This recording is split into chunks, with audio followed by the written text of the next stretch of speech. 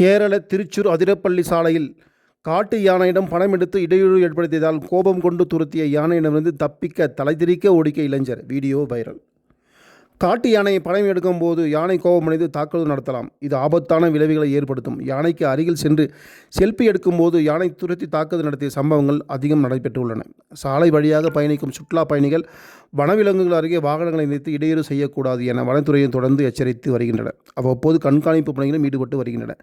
சில சுற்றுலா பயணிகள் விலங்குகள் அருகே, குறிப்பாக யானைகள் அருகே வாகனங்களை நிறுத்தி படம் எடுத்து அதற்கு இடையூறு ஏற்படும் செயல்களில் ஈடுபட்டு வருகின்றனர். இதில் கோபமடையும் யானைகள் வாகனங்களை தாக்கும் ஆபத்து ஏற்பட்டுள்ளது.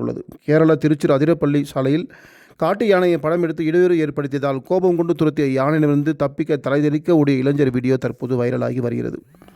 சாலை ஓரத்தில் நின்றிருந்த யானையை சுற்றுலா பயணிகள் யானை அருகே வாகனத்தை நிறுத்தி அதற்கு இடையூறு ஏற்படுத்தி கோபமடைய செய்த சம்பவம் தொடர்பான வீடியோ தற்போது பெரும் வைரலாகி உள்ளது.